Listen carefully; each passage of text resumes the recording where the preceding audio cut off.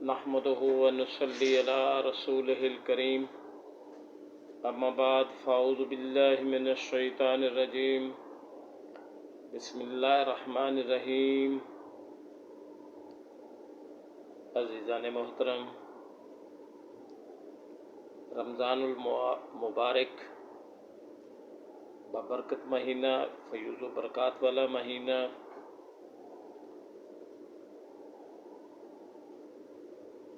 سایہ فاگن ہے اور اس کے فیض سے عہدہ برا ہو رہے ہیں۔ اللہ کا خاص کرم ہے کہ اس نے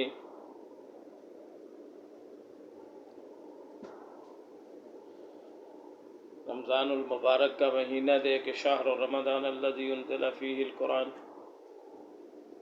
تمام مہینوں سے افضل کر دیا۔ جس امت پہ نازل کیا اس امت کو تمام سے افضل کر دیا امتوں سے۔ جس نبی پر قرآن نازل کیا، خاتم الانبیاء، سید المرسلین، تمام انبیاء اور ان سے افضل سردار،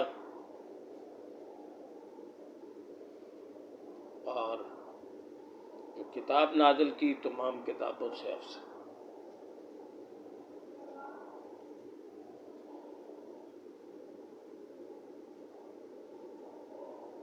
رمضان المبارک کی بہت ساری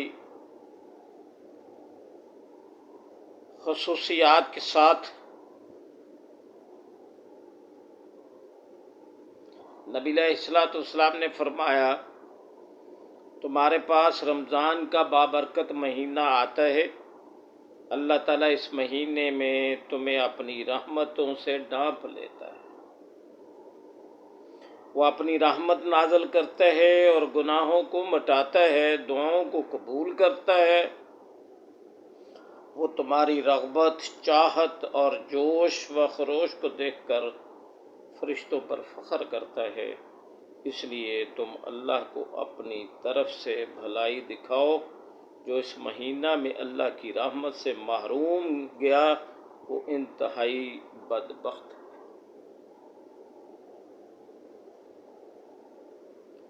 حضور علیہ السلام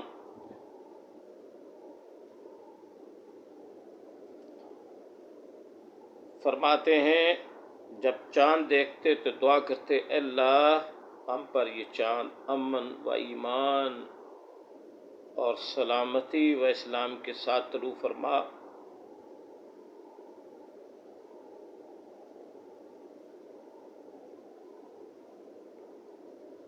تو یہ وہ مہینہ ہے جس میں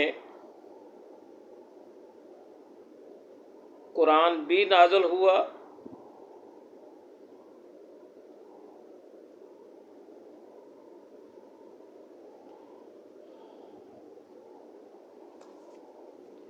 اور دوسری کتابیں بھی۔ خصوصی تعلق ہے، چنانچہ علامہ زمخشری کی تفسیر کشاف اور تفسیر بیضاوی میں بعض صحابہ سے منقول ہے کہ حضور علیہ السلام نے فرمایا، حضرت ابراہیم علیہ السلام پر صحیفے یکم رمضان کو، حضرت موسیٰ پر تورات 6 رمضان کو، حضرت عیسیٰ پر انجیل 13 رمضان کو، اور خود حضور علیہ السلام پر قرآن حکیم بھی رمضان میں اترا، نازل ہوا۔ شیخ عبد القادر جیلانی رحمۃ اللہ علیہ فرماتے ہیں، اور انہوں نے ابو ذر غفاری سے ایک روایت بیان کی جس میں حضرت داؤد علیہ السلام پر زبور کا نزول 28 رمضان کو، بعثت نبوی بھی رمضان المبارک میں ہوئی۔ نبوت کا اعلان بھی اسی مہینے میں ہوا۔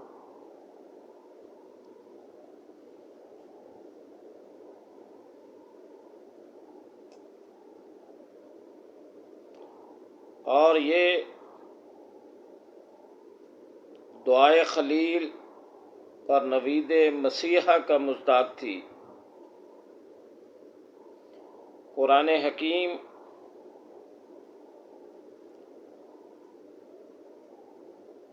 میں یاد دلاتا ہے کہ حضرت ابراہیم علیہ السلام اور حضرت اسماعیل علیہ السلام حکم خداوندی کے مطابق کعبہ کی دیواریں اٹھا رہے تھے۔ ان کی ایک دعا یہ بھی تھی کہ اے ہمارے پروردگار، ان کے درمیان ان میں سے ایک رسول مبعوث کرنا جو ان پر تیری آیتیں تلاوت کرے، انہیں کتاب و حکمت کی تعلیم دے اور ان کا تزکیہ کرے۔ بے شک تیری ذات غالب بھی ہے اور حکمت والی بھی ہے۔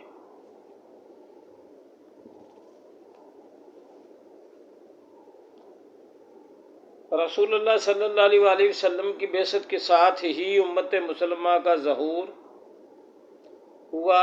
اس لحاظ سے یہ واقعہ بھی رمضان ہی میں رونما ہوا، جس کو خیر امت قرار دیا گیا اور اس کا یہ درجہ مقرر کیا گیا کہ امر بالمعروف اور نہی عن المنکر کا مقدس فریضہ انجام دے۔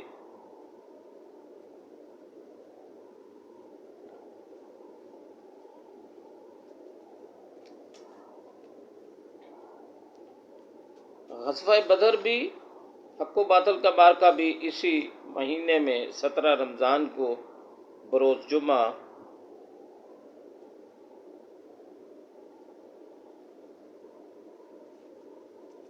ہوا۔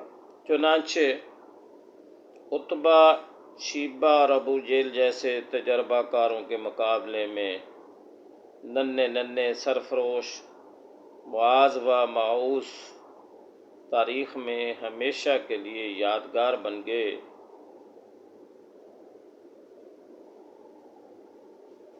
فتح مکہ بھی رمضان المبارک میں ہوئی۔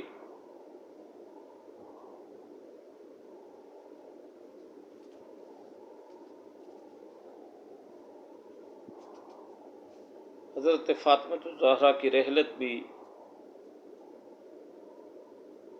رمضان المبارک میں ہوئی۔ شہادت حضرت علی کرم اللہ وجہہ بھی رمضان میں ہوئی۔ حضرت ختیجۃ الکبریٰ کی رحلت بھی رمضان میں ہوئی۔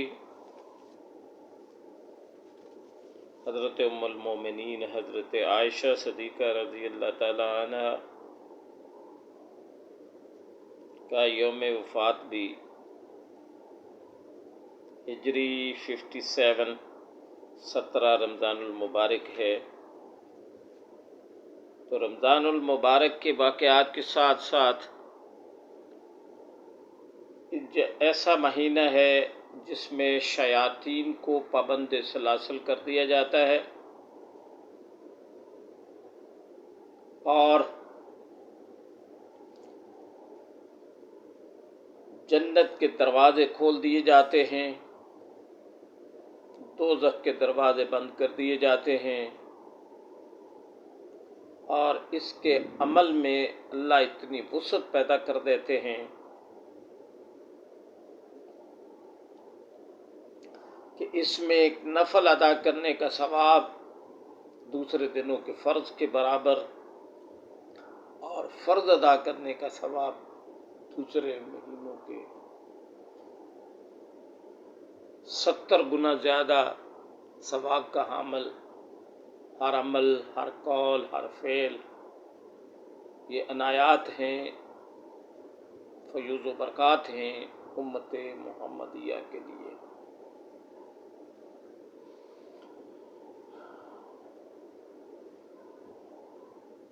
تو اللہ نے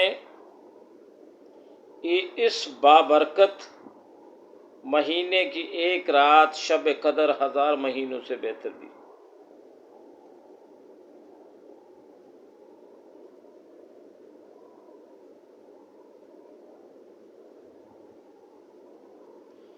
اور اللہ کے رسول صلی اللہ علیہ وسلم فرماتے ہیں یہ صبر کا مہینہ ہے اور صبر کا صلہ جنت ہے، ہمدردی اور غم گساری کا مہینہ ہے، اس میں مومن کا رزق بڑھا دیا جاتا ہے، کسی روزہ دار کا روزہ افطار کرانے والے کو برابر کا ثواب ملتا ہے۔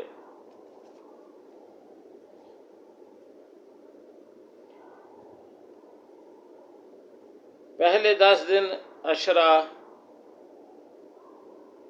رحمت، دوسرا 10 دن کا عشرہ مغفرت اور تیسرا عشرہ جہنم سے آزادی کا ہے۔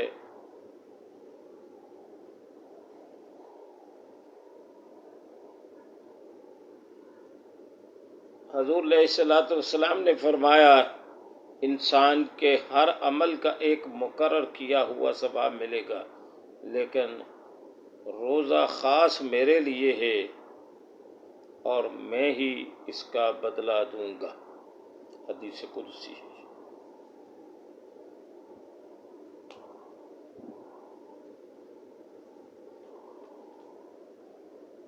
تو یہ فیوز و برکات کا مہینہ، اپنی رحمتوں کا مہینہ، کامیابی کا مہینہ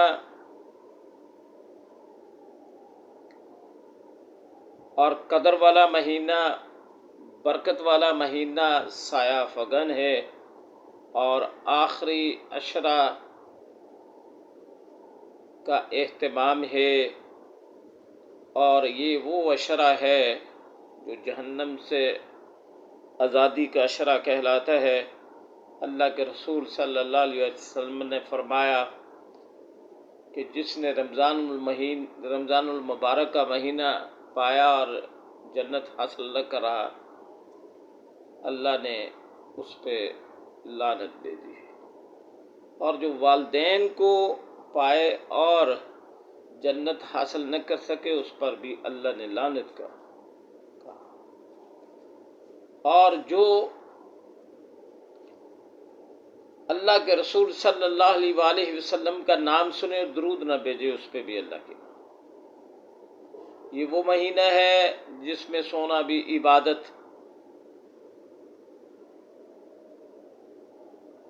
اور اعتکاف کے اوقات بھی حاصل،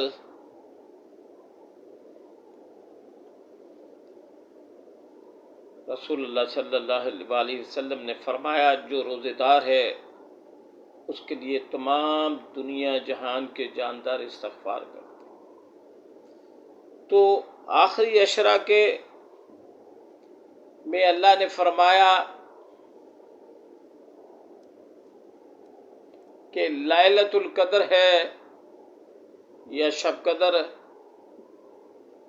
اسلامی مہینے رمضان کے آخری عشرہ کی طاق راتوں، 21ویں، 23ویں، 25ویں، 27ویں اور 29ویں میں ایک رات جس کے بارے میں قرآن حکیم نے سورہ قدر کے نام سے ایک سورت بھی نازل فرمائی۔ اس رات میں عبادت کرنے والے کی بہت فضیلت اور تاکید آئی ہے۔ قرآن مجید میں اس رات کی عبادت کو 1000 مہینوں سے بہتر قرار دیا۔ اس حساب سے اس رات کی عبادت 83 سال اور 4 مہینے سے بھی زیادہ بنتی۔ رسول اللہ صلی اللہ علیہ وآلہ وسلم نے فرمایا بنی اسرائیل میں ایک شخص تھا جس نے 1000 مہینے تک اللہ کے راستے میں جہاد کیا۔ صحابہ کو رشک آیا تو اللہ نے اس کے بدلے میں یہ رات عطا فرمائی۔ بعض روایات میں ہے کہ آپ صلی اللہ علیہ وآلہ وسلم نے پہلی امتوں کی عمروں کو دیکھا کہ بہت زیادہ ہوئی ہیں، اور آپ صلی اللہ علیہ وسلم کی امت کی عمریں کم ہیں۔ اگر وہ نیک اعمال میں ان کی برابری کرنا چاہیں تو ناممکن ہے۔ حضور علیہ الصلوۃ والسلام کو رنج ہوا تو اللہ نے اس کے بدلے میں یہ رات عطا فرما دی۔ لیلۃ القدر کا معنی قدر اور تعظیم والی رات ہے، یعنی ان خصوصیات اور فضیلتوں کی بنا پر قدر والی رات ہے۔ پھر یہ معنی ہے کہ جو بھی اس رات بیدار ہو کر عبادت کرے گا وہ قدر و شان والا ہوگا۔ اس رات کو شرف حاصل ہوا کیونکہ اس میں قرآن نازل ہوا۔ قرآن مجید کتابوں میں عظمت والی، شرف والی کتاب ہے، اور نبی کریم صلی اللہ علیہ وآلہ وسلم پر یہ کتاب نازل ہوئی، وہ تمام انبیاء پر عظمت و شرف رکھتے ہیں۔ اس کتاب کو لانے والا جبرائیل بھی سب فرشتوں پہ عظمت اور شرف رکھتے ہیں۔ تو یہ رات لیلۃ القدر بن گئی۔ قدر کا معنی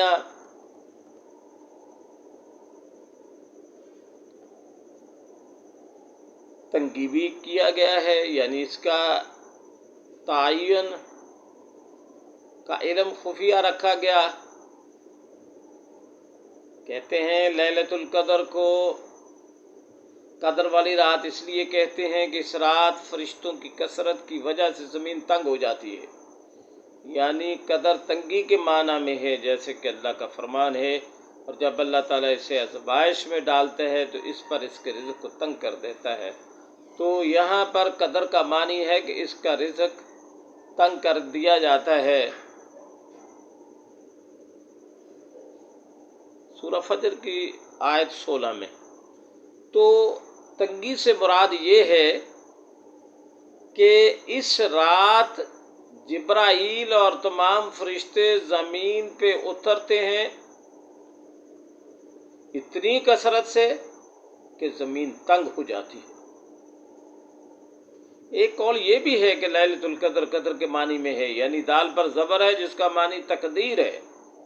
وہ اس لیے کہ اس رات میں پورے سال کے احکام کی تقلید لکھی جاتی ہے، جیسا کہ اللہ تعالیٰ کا ارشاد ہے کہ اس رات میں ہر حکمت والے کام کی تقسیم ہوتی ہے، اور اس لیے بھی کہ اس رات میں تقادیر لکھی اور بنائی جاتی ہیں۔ یہاں ایک حدیث بھی ہے کہ اللہ تعالیٰ اس رات کو ہر اس مومن کی بخشش کر دیتے ہیں جو ایماندار مومن ہے، لیکن ان 5 لوگوں کی بخشش نہیں ہوتی۔ ان میں ایک تو یہ ہے کہ جو والدین کا گستاخ ہے، نافرمان ہے اور والدین کی دل آزاری کرتا ہے۔ دوسرا وہ جو شراب دائمی پیتا ہے، اور تیسرا وہ جو قطع تعلق کرتا ہے، یعنی رشتہ داروں کے درمیان تعلق کو خراب کرتا ہے، تعلق کو توڑتا ہے۔ چوتھا وہ جس کے دل میں مومن کے بارے میں بغض ہو، اور ایک اللہ مشرک کو اس رات کو بخشش نہیں کرتا۔ ہاں، جو لوگ توبہ کر لیں تو اللہ توبہ قبول کرنے والا ہے، مغفرت کرنے والا ہے۔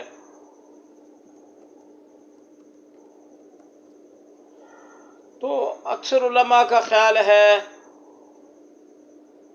بلکہ اتفاق ہے، کہ رمضان المبارک کی آخری 10 راتوں میں تلاش کرو، جبکہ مہینہ ختم ہونے میں 9 دن باقی 21ویں ہوں یا 7 دن ہوں، 23واں 5 دن کا باقی 25واں، تو 21ویں 23ویں 25ویں 27ویں اور 29ویں رات کو تلاش کیا جائے۔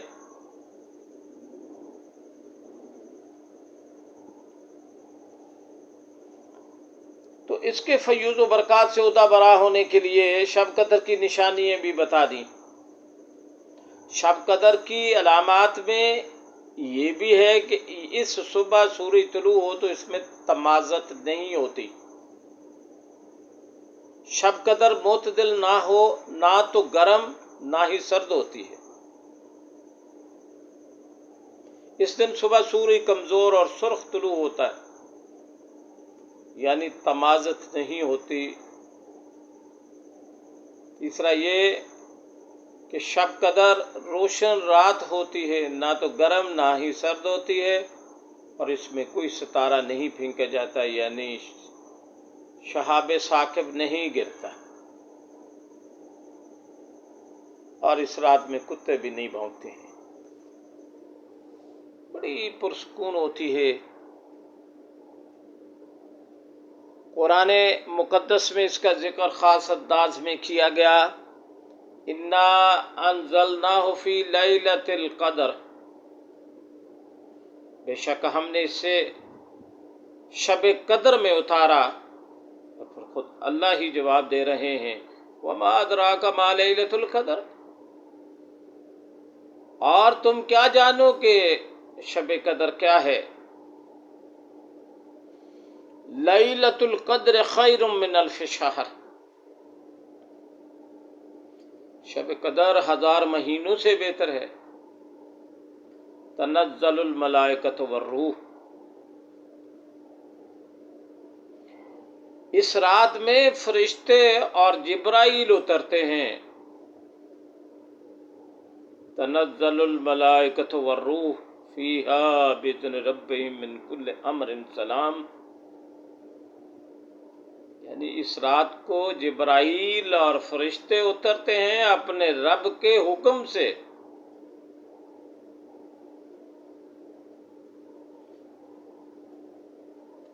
سلام ہی حتی مطلع الفجر،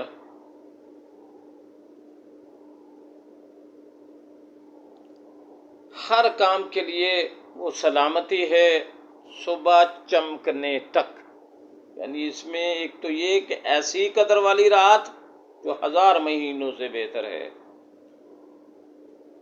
اور اس رات فرشتے اترتے ہیں جبرائیل اور اس کے ساتھ اللہ کے حکم سے سلامتی کے لیے۔ پھر اس کا ٹائم کیا ہے؟ سلام ہی حتی مطلع الفجر، صبح چمکنے تک۔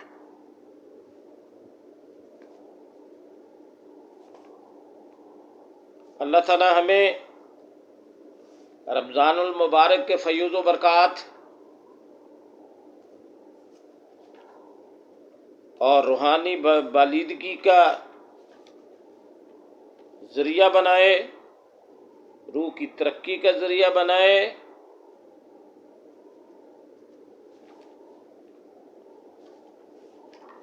ضبط طعام کا ذریعہ بنائے، ضبط کلام کا ذریعہ بنائے،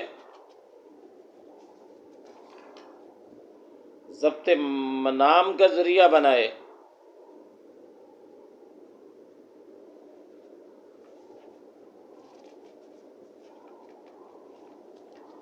اور تقوی کا ذریعہ بنائے، کیونکہ قرآن کا رمضان کے بارے میں جو حصول ہے، جو کہا یا ایھا الذین آمنوا کتب علیکم الصیام کما کتب علی الذین من قبلکم لعلکم تتقون، اے ایمان والو، ہم نے روزے فرض کیے جیسا کہ تم سے پہلی قوموں پر بھی تھے، تاکہ لعلکم تتقون، تم تقوی حاصل کر سکو، ایک تبدیلی آ جائے اور قرب الہی نصیب ہو، اپنے رب سے محبت ہو، خود احتسابی ہو، اور قرآن ہماری سفارش بن جائے، روزہ گناہوں سے مغفرت کا سبب بن جائے،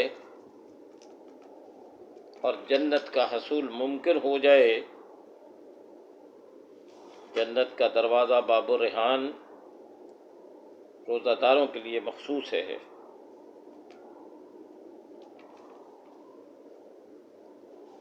اللہ تعالی ہم سب کے لیے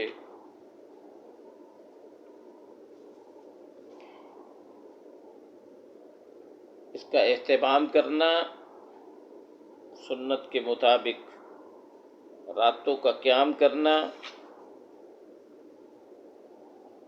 یہ صبر کا مہینہ ہے، اور صبر کا بدلہ جنت ہے۔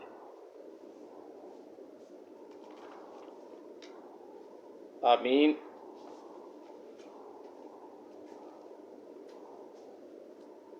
اللہ برکت بنائے، مومنین کے لیے تقوی کا حصول بنائے، اور وہ صفت پیدا کر دے جس سے قرآن کریم پر عمل کی راہ آسان ہو، اس امانت کی ذمہ داری ادا کرنا ممکن ہو، اور اہل جہاں کو اس کی برکتوں سے فیض یاب کرنے کے لیے جذبہ جہاد بیدار ہو۔ یہ سب کچھ اسی وقت ہے ممکن ہے جب روزے ایمان اور احتساب کے ساتھ رکھنے کا اہتمام کیا جائے، ہر عمل کی بنیاد اور محرک خالصتاً اللہ کی محبت اور اللہ کی رضا کا حصول ہو، اور اس پر اجر و ثواب کی طمع اور امید بھی صرف اسی سے ہو۔ وآخر دعوانا ان الحمد للہ رب العالمین۔